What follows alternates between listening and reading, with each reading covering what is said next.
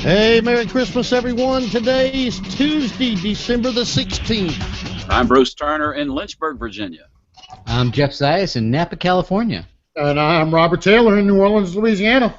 Hey, everyone, I'm Duke Carico, and on this edition of Tech and Coffee's Android Journal, hey, let's find out what the panel uses and why. What's their favorite phone, their tablet, their computer of choice? What's the apps that they use each and every day?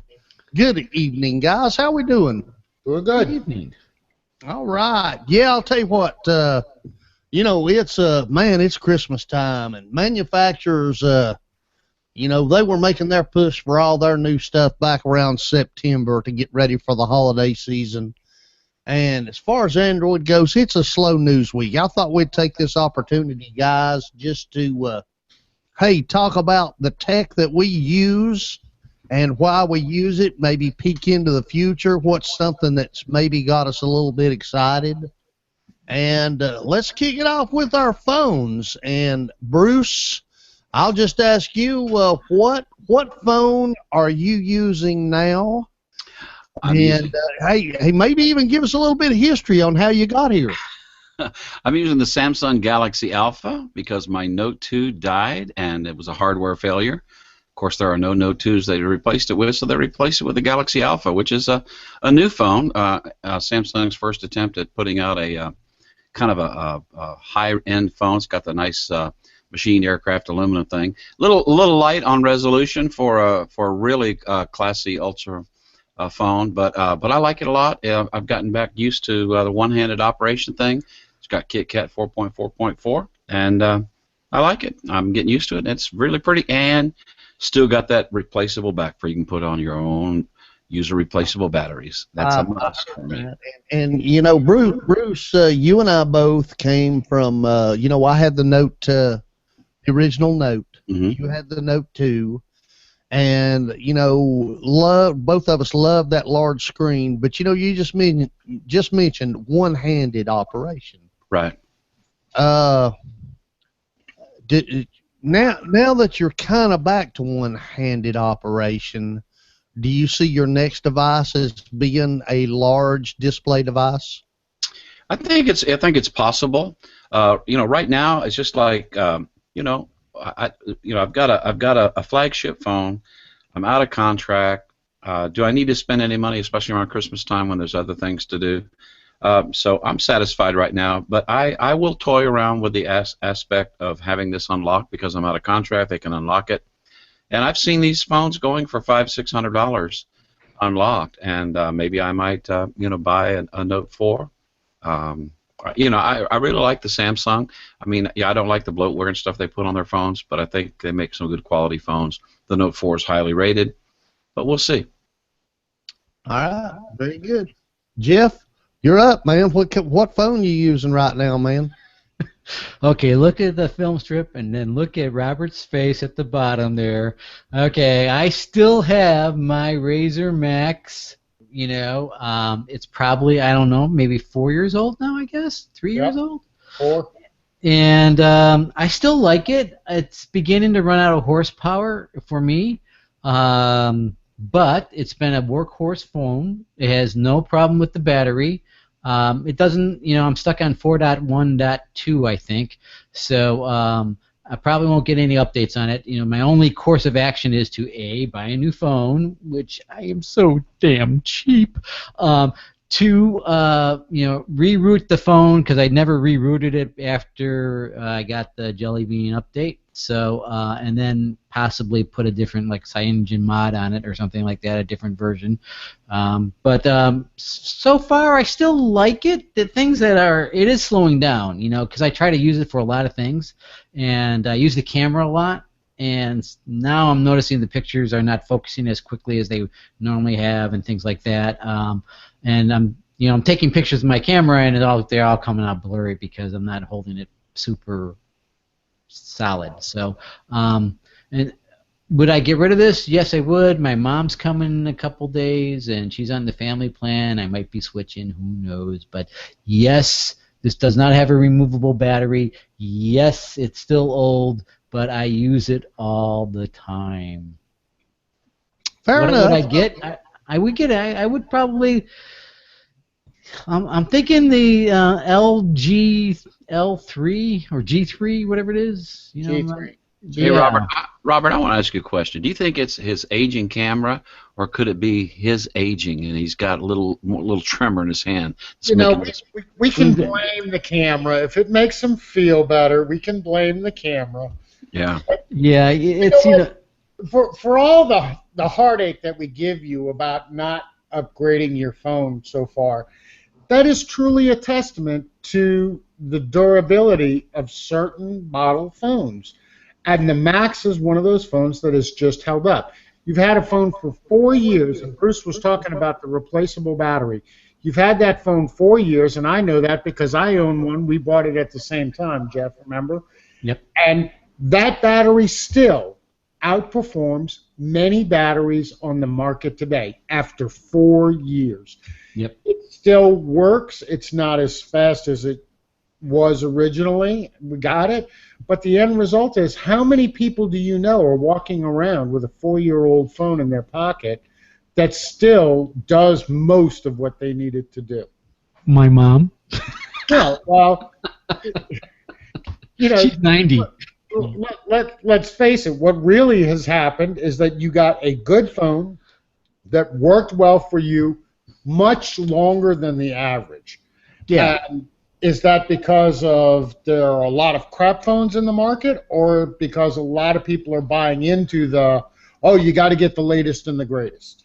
You know, that's a wonderful question because there hasn't been a phone that absolutely just wowed me until maybe this year, perhaps. You know, where I would make the switch, and this one is beginning to die. So it's possible that this is the lucky 2015 new phone year coming up. So, but you're right. You know, for what I use the phone, it's been a workhorse for me. It worked out well. And and you guys know, I put a lot of apps on here and then deleted them, then put them back on, and things like that. And it's I put a lot of crap on it, and it still held up. So, yeah. Okay, so your mom's coming, and you're going to be spending Christmas together. Maybe it's time to upgrade. Well, you said the LG G3. Yep. Anything else? Is there anything out there that just really caught your eye other than the LG? Well, what caught my eye? I hate to say this.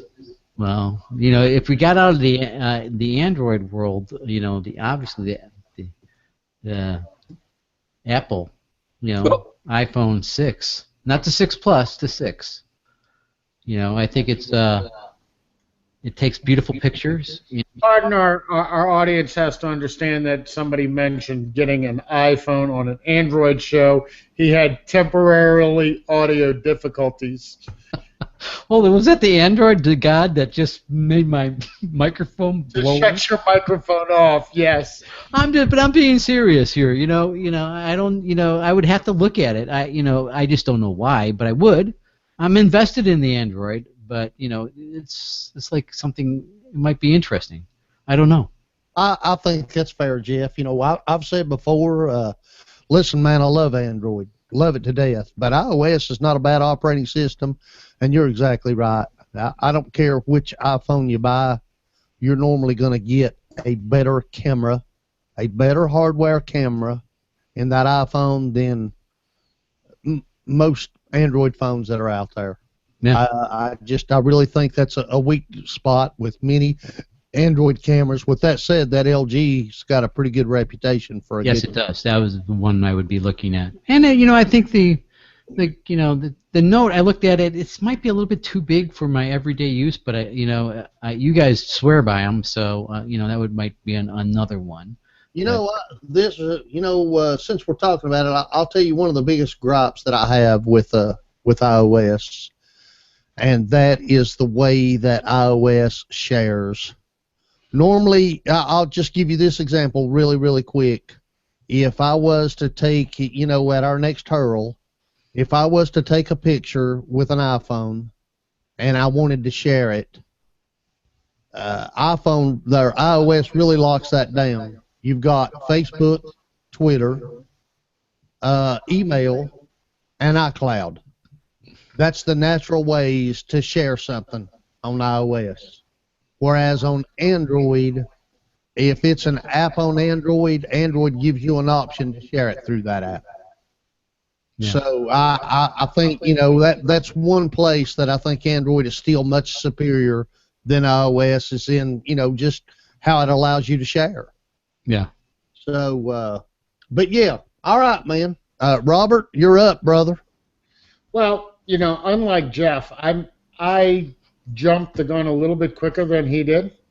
I replaced my phone, my original Motorola Razr Max, with the Droid Max, which is the second iteration of that phone, and it has served me very well, just like the first one did. As a matter of fact, my first Razr Max is now in the hands of my wife, and she uses it every day, and it works okay for her. It's not a great phone or a fabulous phone, but she doesn't do a whole lot with it, so it works well for her.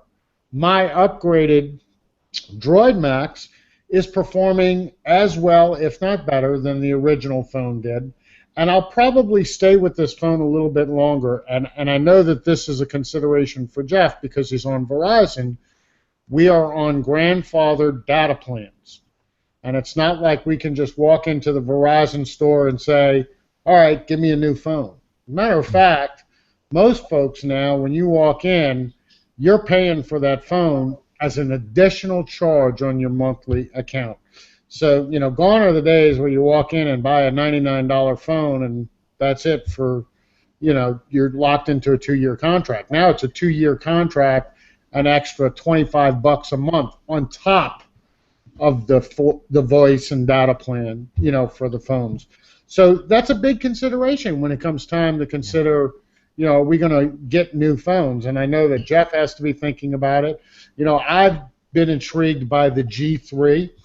The Motorola Turbo has kind of impressed me. I would like to consider that, but you know, the thought of plunking down $500 or $600 for another phone just because, yeah, that's not a very cool thought for me. Yeah. You know, that's interesting, Robert, that you say that because, you know, used to, I felt like I was ready to upgrade before maybe a 2-year contract was up, although most of my phones I bought outright. But, you know, I catch it from my wife. Normally, you give me about 14 months, man, I can't stand it. I'm ready to upgrade.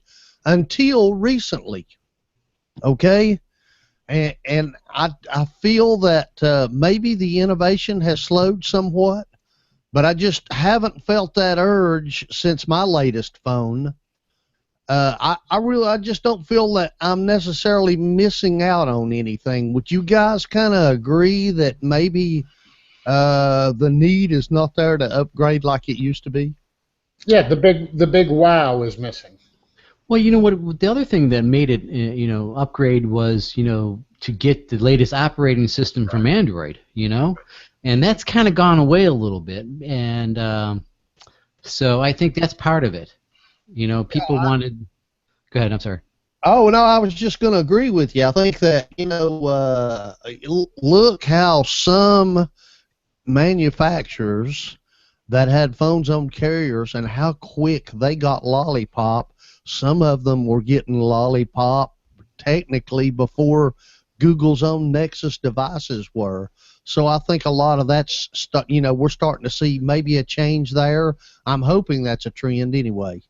Yeah, I think it started with Gingerbread, you know, where people wanted to get the new phone so they can get the Gingerbread OS, and then, you know, because it was just, that was the one that had all the new apps on it and all those and other things, Google Now and all that, you know, and I think that was one of the features that people wanted and switched the phone. But now all those incremental updates, you know, haven't been as momentous. Maybe Lollipop is another kind of jump up. KitKat was a performance upgrade, right? So, you know, material design, I don't know if it's affected my life as much as you know, the hype has been, mainly because I don't have it. I only have it on my Nexus 10. I guess I've got the Nexus 5. I've loved this phone. It's been a great phone.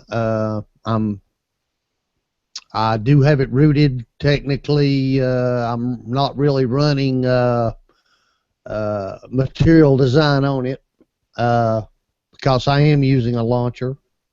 But this has been a great device. In fact, I fall on the side that I'd like to see Google continue to offer this phone in addition to the 6, simply because the 6 is large. A lot of people are complaining about the display. It's not, the colors are not very true on it, and plus it's a very expensive device. And yeah, I would love to see Google continue to offer this. I don't think they will. I don't think that's what Google's about. Google's not Apple. They're that basically this is a reference device. Each device they offer is what they call a reference device. It's more for developers. With that said, I love my Nexus 5. Real quick, I've told this before on here. My first phone was a PDA with a modem on it that served as my phone, and I would dial up into a local internet service provider to retrieve my email and browse the web on a dial-up modem. And yeah, I've had the Trio line. I had a Windows phone. My first Android phone was the Nexus 1. The hardware was made by HTC. What a beautiful phone. Love that phone. And yeah, Bruce, the Note, I definitely fell in love with big display devices, and I think that's something that you and I have shared. I think it makes a lot of sense. But went back to this Nexus 5. You mentioned one-handed use, and this is definitely a one-handed device, and love this. I have, at this time, no plans to upgrade.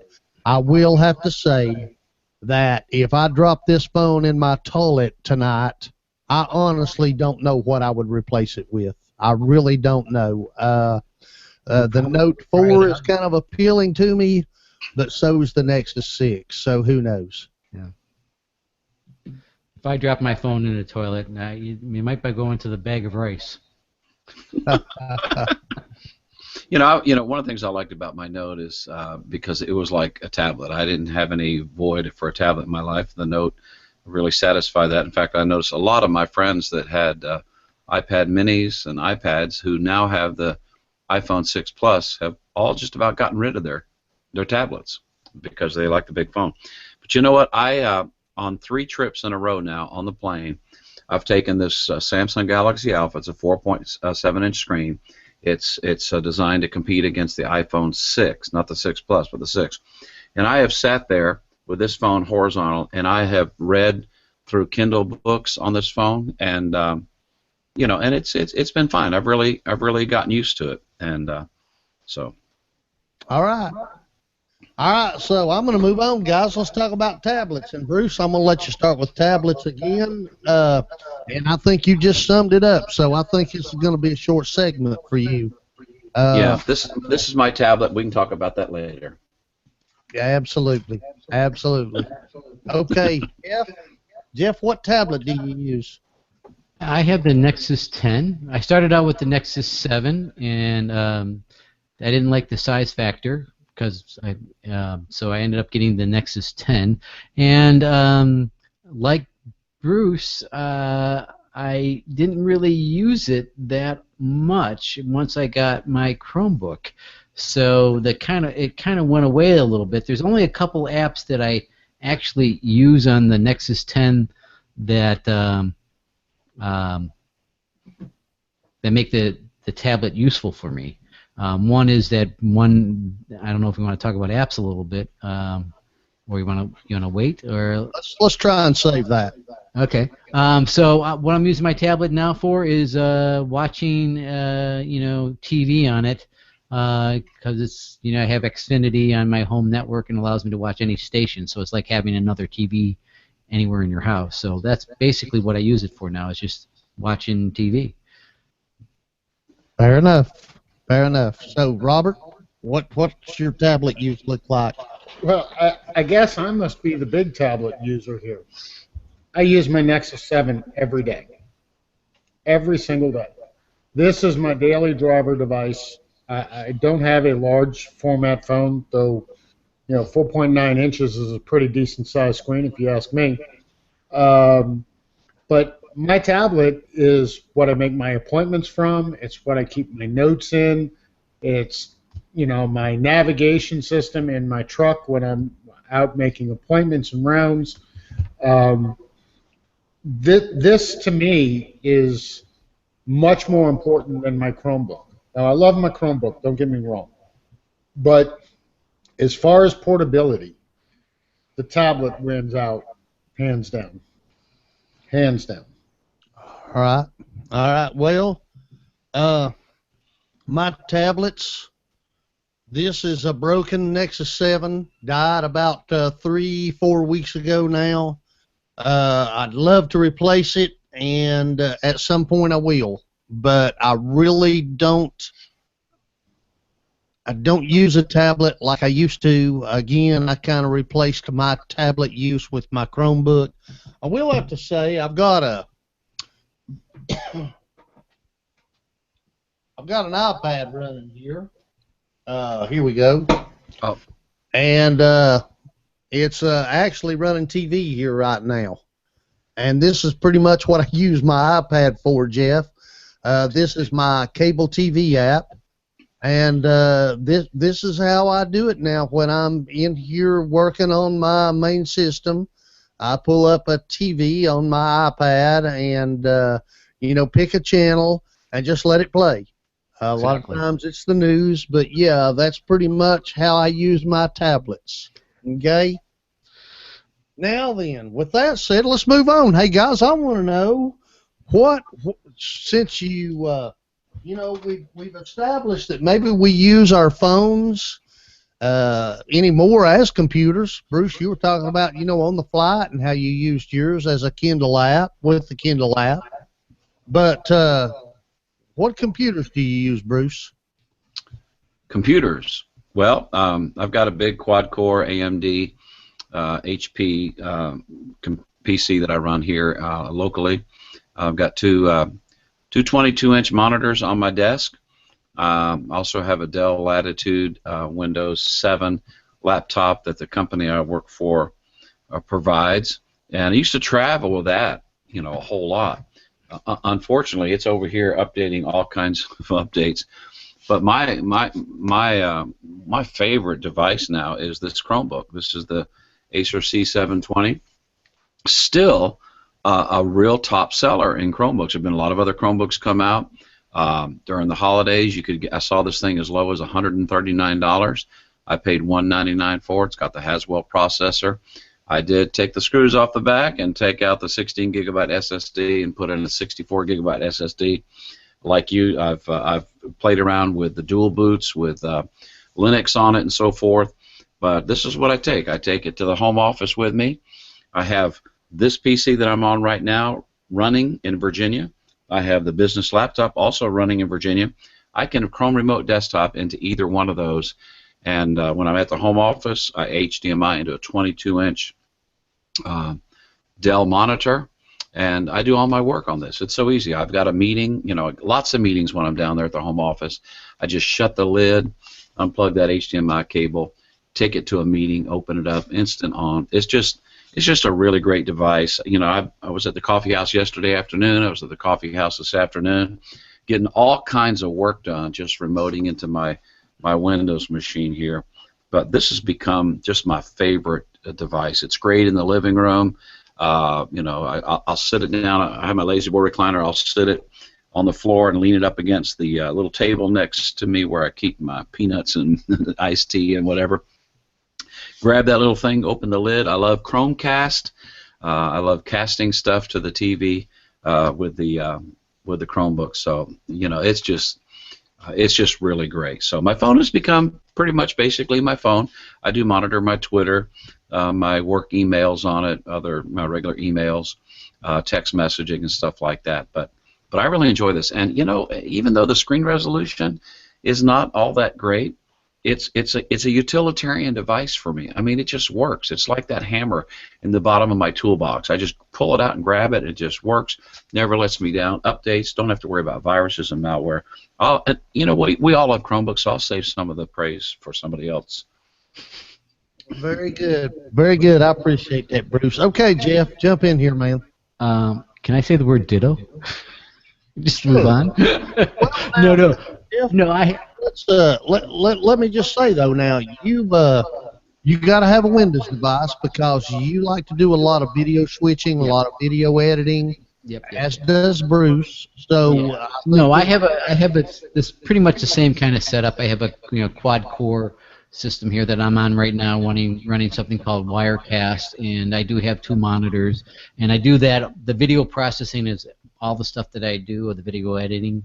I obviously can't do in the Chromebook.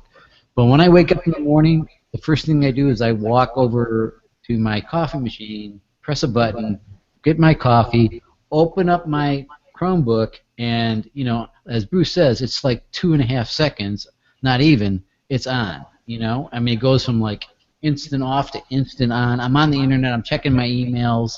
I can have 10 or 11 tabs open, no problem. There's no issues at all. I have the Acer 720 with I have 4 gigs of RAM, and it is the Haswell processor.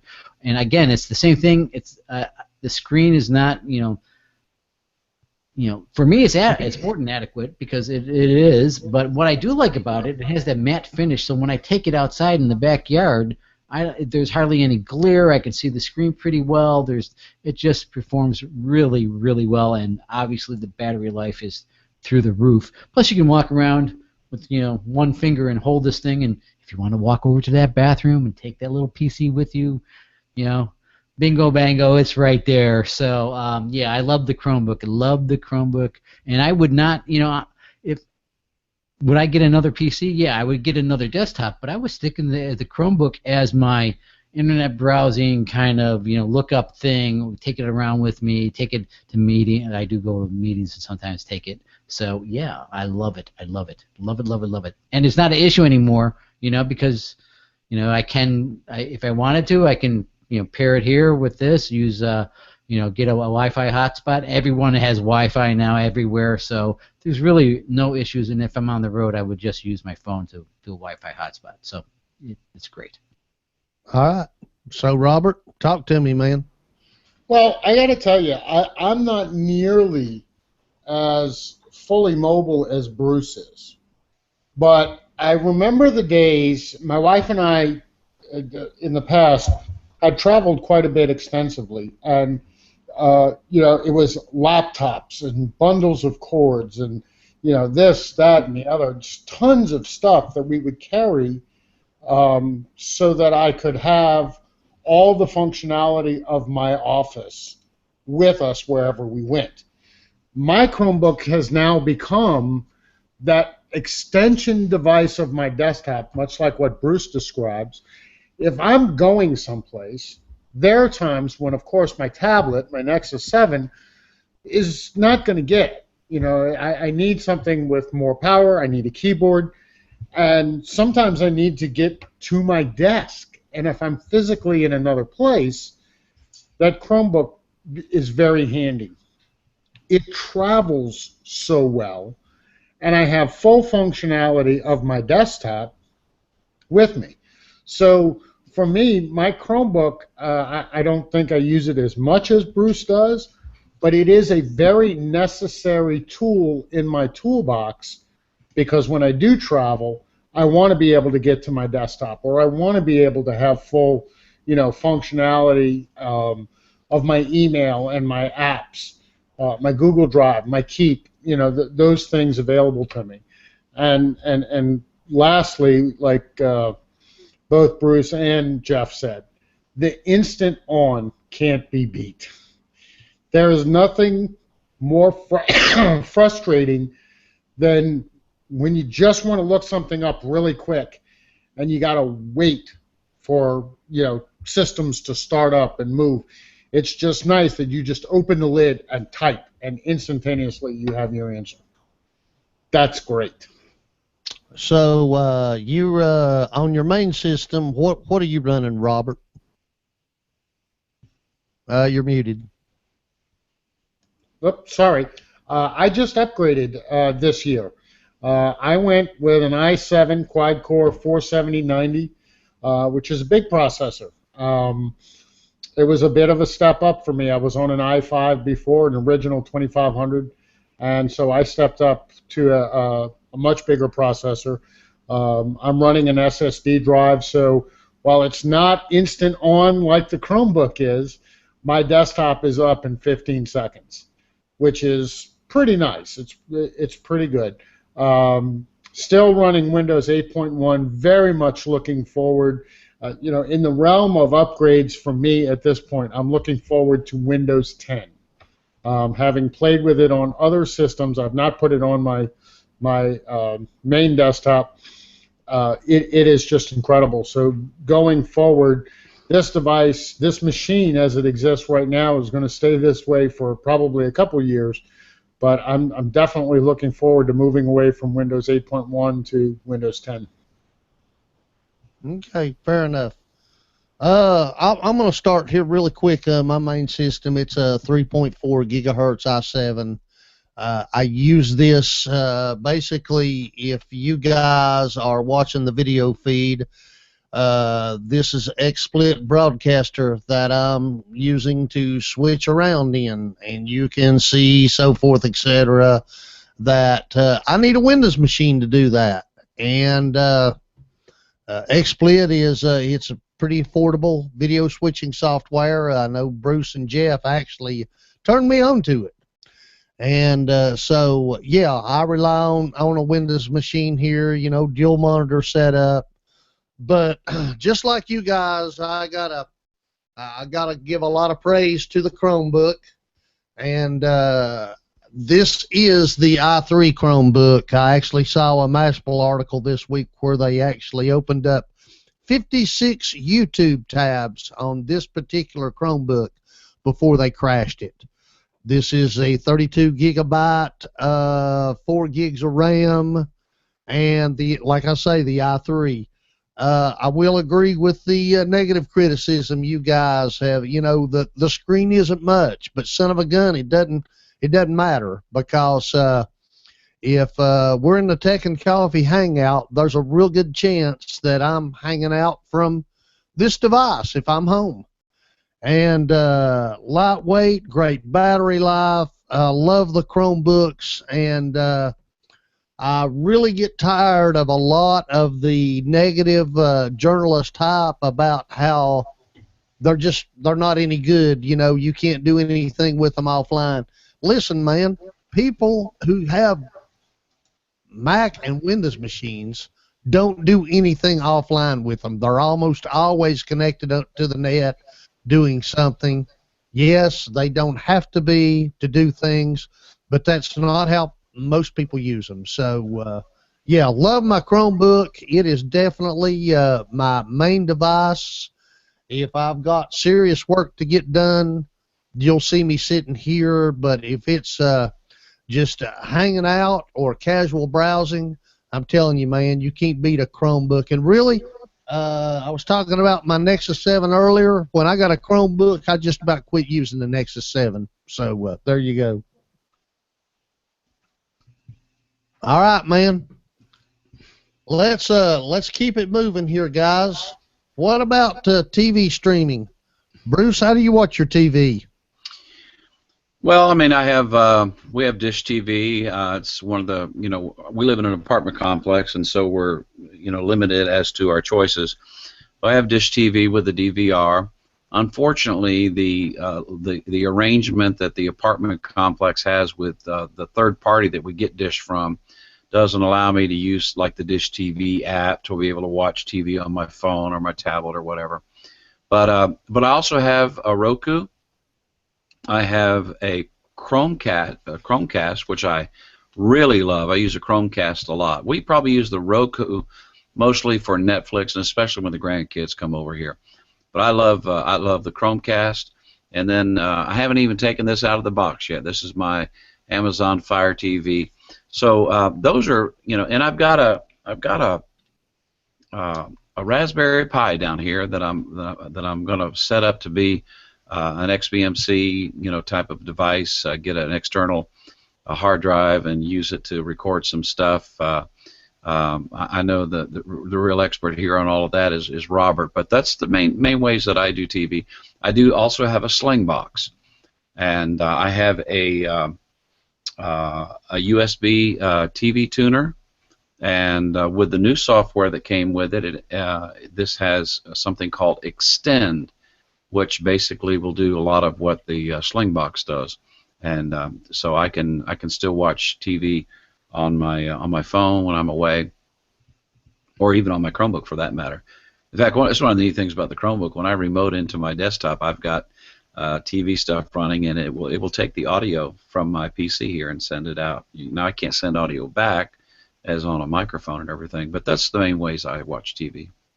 Very good, very good. Jeff, how do you stream your TV?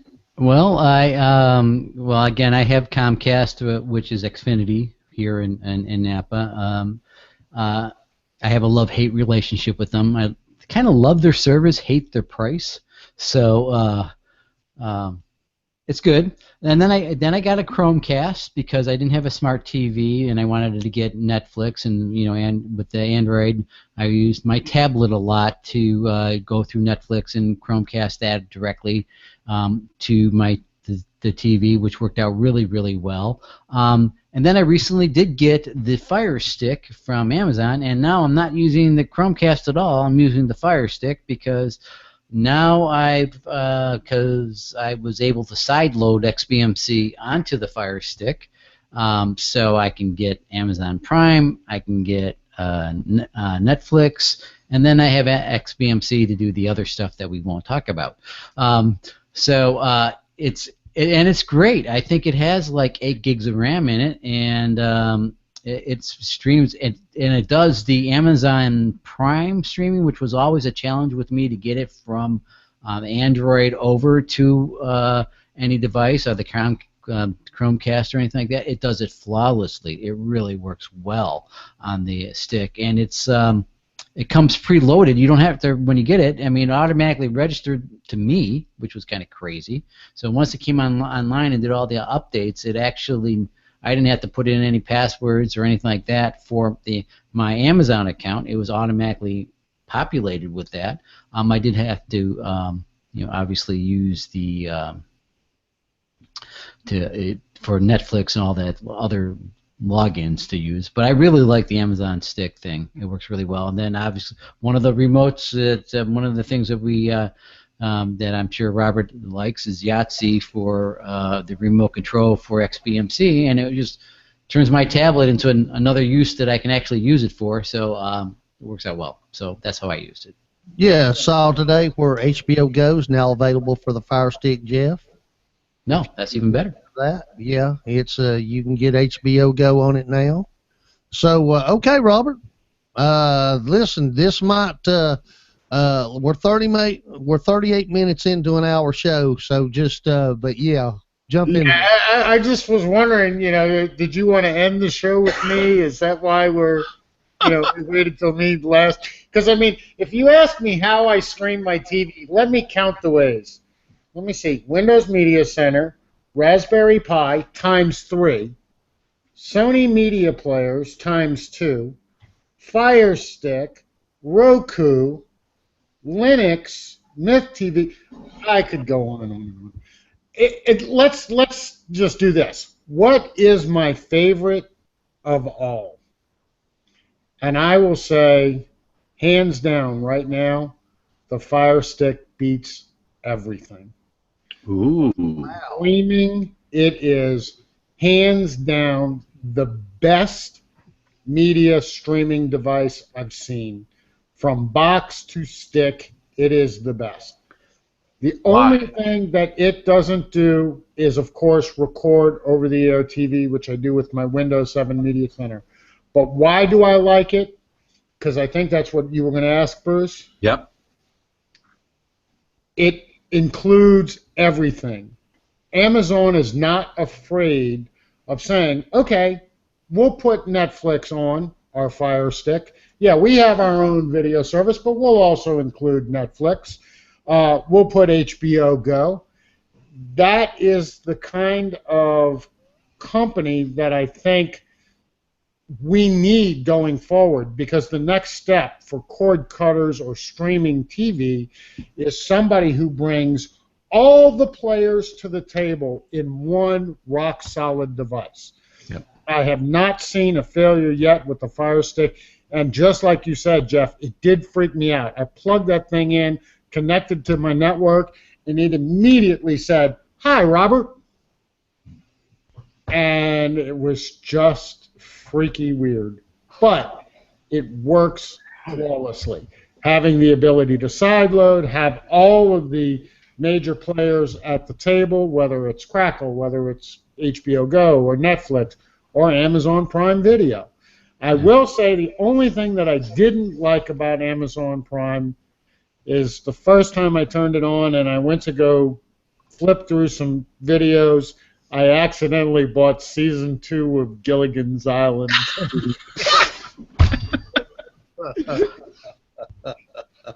You know, what the heck?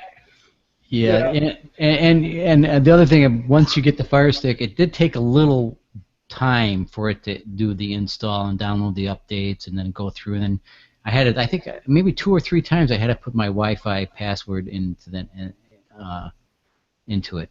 For me. I did not have that experience. Once I had the Wi-Fi set up, it was done, and just started, did do a download and update, and that was fine. But after that, it was flawless from that point on. And I got to tell you, I am impressed. It was the best $20 I spent, and having seen it now, I'd spend $40 for it. It's worth every penny of the $40 they're asking for. I was going to ask that. I was going to ask, would you still feel that way? Because I know that all 3 of you guys got in on the deal. You had the pre-order Prime deal where you got it like for $25, right? $20. $20. $20. Okay. Yeah. Yeah, I see you, Bruce. Okay. But it does come with 8 gigs of RAM, though. I mean, and it doesn't never buffered once for me at all. And all the videos I've been watching, it's been pretty rock solid. Well, I've heard that the quality of the Amazon stream is supposed to edge out other people as well. And very quick to start. I mean, a lot of times when you're pulling Netflix, with other boxes, there's a significant delay while it pulls in an amount of video to actually play. With the Fire Stick, I mean, it's very quick. 2 seconds, 3 seconds max. Is there any casting ability on the Fire Stick from your phone or whatever?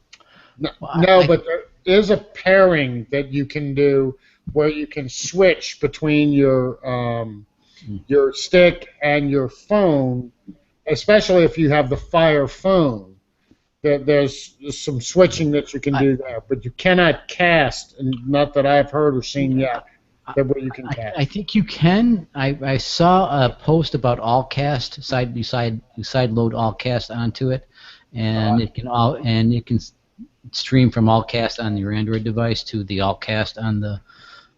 But I remember seeing something. I haven't done it because I haven't had a need, so I haven't really researched it all. The only thing I did do, and side-loading apps on it, it's pretty damn easy. I do wish. Go ahead, Bruce. I'm sorry. Well, yeah, I need some information about that side-loading because that's I haven't even taken mine out of the box yet, but that's definitely one of the things I want to do. I saw your chat thing, and we'll talk after the show. It's pretty easy. You just Google it, pretty much. All right. Okay. All right, real quick, how I stream my TV. Yes, I've got a Chromecast, and I do use it some, but I really don't use it much because I have 2, count them, 2 Google TVs. I've got the original Logitech, and then I've got a Sony, and actually I use them quite a bit, guys. I use both these Google TVs with all their bugginess. and all their issues. And I'm gonna be honest with you, I don't think that the Android TV is really any better at the end of the day. Just from the reviews that I've read, there's still a lot of issues with that platform. What will be my next streaming device? I'll tell you what's the truth. I was really thinking it might be Roku, but when I hear all of these tech and coffee folks, and then you three on this panel, basically praising the Amazon Fire Stick, for the price, I'm probably going to have to give it a long, hard look. Well, I think the other thing is you can, obviously if you're going to put a XBMC on it or something else as well, once you have that Yahtzee on your, remote control, the typing in and all that stuff uses the Android keyboard. It's a lot easier to do the searches, all that stuff. The only bad thing with the side load is you don't see it on your apps. You have to go down to settings and then apps and then see it that way. But other than that, I mean, gosh, so far it's been pretty good. All right. Hey, guys, real quick, but I want us to talk about the apps that we use daily. But before we do, can you guys name me one tech accessory that you just absolutely positively love? You use it often. You couldn't imagine life without it.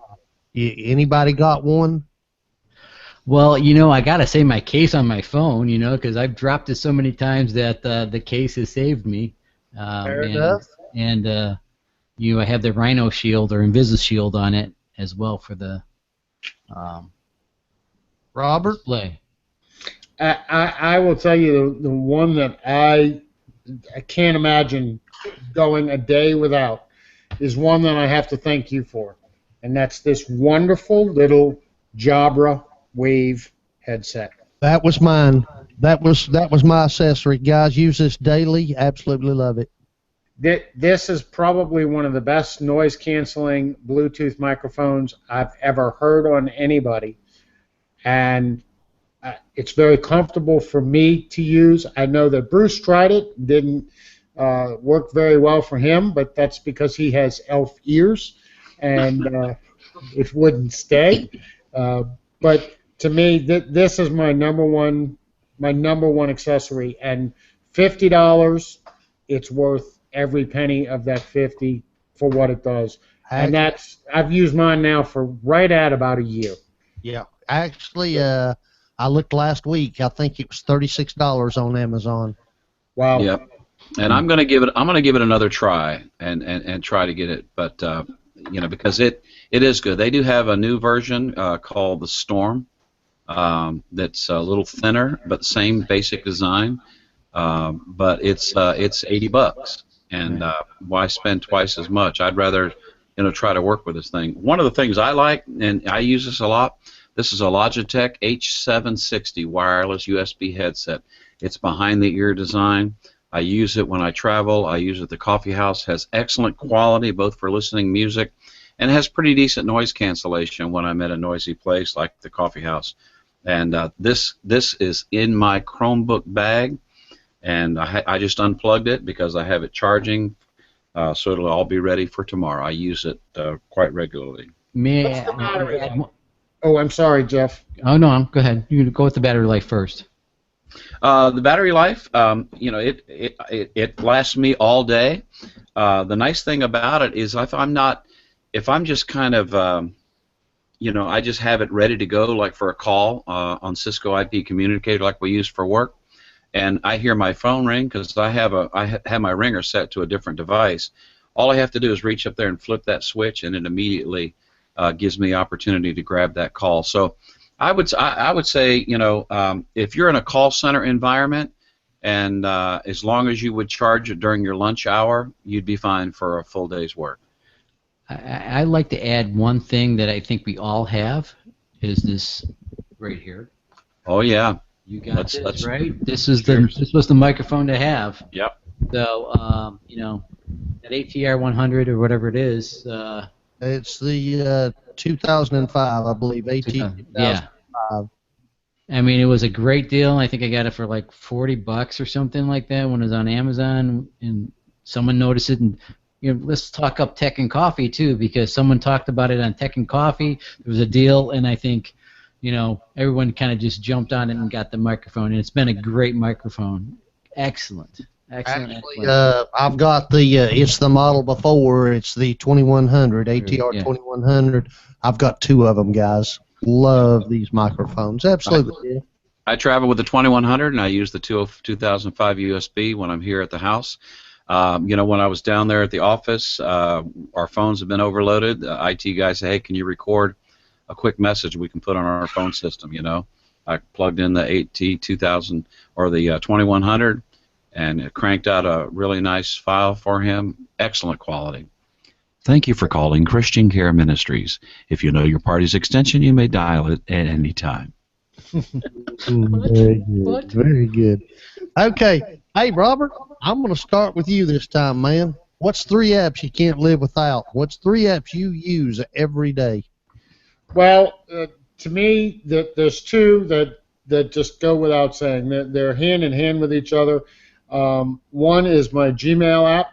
Okay, I use Google Apps, and so Gmail to me, whether I'm on my phone, my Chromebook, my tablet, my desktop, it works well.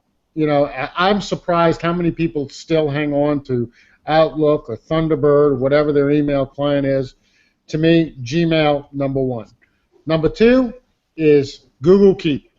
I take notes constantly, whether it's I was doing it today, IP addresses of 2 network printers, and I was going around the workstations and setting up the printers. And so I needed to remember, just quickly jotted down the IP addresses of those printers, and now they're in Google Keep.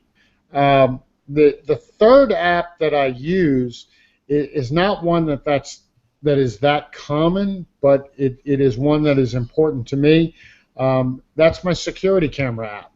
When I'm away from my home and my office, I need to keep track of what's going on in both of those places. I have a security system, and it monitors, especially with my son coming and going from his various activities during the day. I need to know when he comes home, and my app of choice for that is IP Cam Viewer, which is an excellent little app. There's a free version and a paid version. I've demoed it here on Android Journal. But those are my 3, Gmail, Google Keep, and IP Cam Viewer. Those are the ones I use every single day. All right. Jeff, 3 apps you use every day, man. Okay. For me, it's actually, I don't know if we want to call it Google Now or Google Search or whatever it is, right? But when I like it, the Google Now version of it. When I swipe over, I can see what the temperature is. I can look at the cards that are important to me, like when the Warriors are playing who, what the scores of the game were, and they're all in that single one-page scroll up. I use it every time, and then it just shows me things. And what I really, really like is when I search for an address at home, it pops up on my phone. If I want to go there, and I don't know how to get there, right? All I have to do is click, get directions in Bing. I don't even have to look it up. It's on my Google Now, so it's excellent. The second thing I use is I got this from actually Robert, is because I do have the Razer Max that is slowing down, CleanMaster.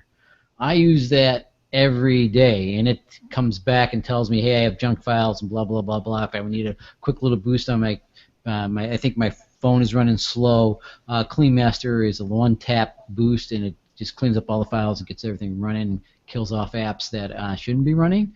Like, AirDroid seems to want to start a lot on my phone for some strange reason. I don't know why. It runs in the background, slows down on my phone. And then the third is Google Music. I put all my music up on Google. I have like 6,000 songs up there, and when I'm doing something, I'm kind of working out or working in the backyard, I just play Led Zeppelin till my ears bleed. I have a playlist, every Led Zeppelin song. It's the perfect workout music for me. And then there's apps that I use that are seasonal, obviously. So Runkeeper and when it's nice and I can use my bike and things like that. So I tossed an extra app. Yep. Okay, Bruce. Boy, this is really, really, really hard. I want to say everything Google, and then I could just kind of bunch in together, Hangouts, Gmail, Maps, and Google Plus. But everyday use: Plume for Twitter, Flipboard for catching up with the news, and Gmail would probably be the three. But there's everything in the Google sphere I use every day, and I'm especially I on the Hangouts app I use that for SMS. I use that for MMS, for mobile Hangouts and things like that. So, but those are things I use every day. All right. Well, I'll tell you what. AccuWeather is a weather app that I love, and guys, it's really scary. AccuWeather has this feature. You can you hit a little GPS button, and it looks at your location. And it will tell you from that location how long it's, how many minutes before it rains, up to 2 hours out. Yep. And it is scary at how accurate that app can be. Okay. Literally, it looks at my home address, and if it tells me it's going to rain in 16 minutes, I'm going to be inside in 15 minutes. Okay. I mean, it's that accurate. Another app that I use daily is Stitcher Radio. I mentioned my number one accessory being this headset. And from work, I listen to Stitcher quite a bit. I listen to several podcasts. I've got some favorites. But the Hangouts app, Tech and Coffee regulars know that when I'm at my day job, I'll kill the camera, and I will literally hang out with them. Sometimes I got to mute my mic, but I will hang out off and on all day. Love the Hangouts app from mobile. Works really great. And just real quick, guys, you all touched on some of my favorite apps. I heard Google Keep. Clean Master is an app that Robert turned us on to that is just, what a great app. Well, actually, now wait, let me interrupt because I want to give credit where credit is due. And that one, it actually comes from Tech and Coffee regular Joey Escobar.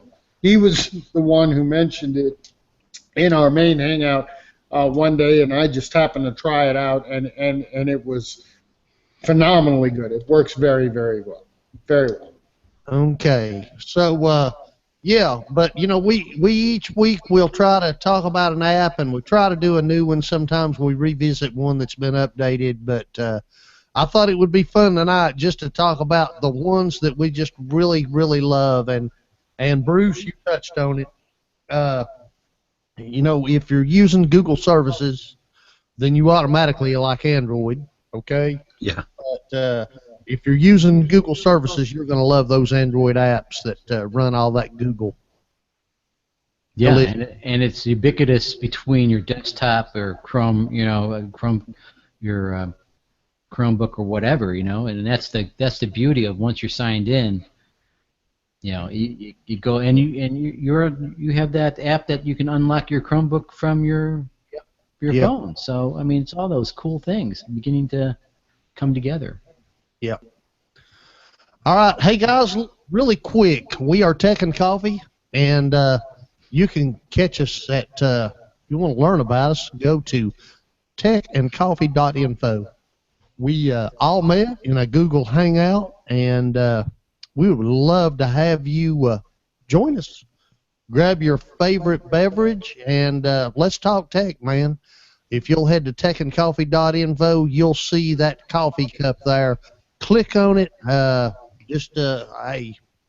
a working microphone. We're not even worried about your camera. Just come give us a visit. We'd love to meet you.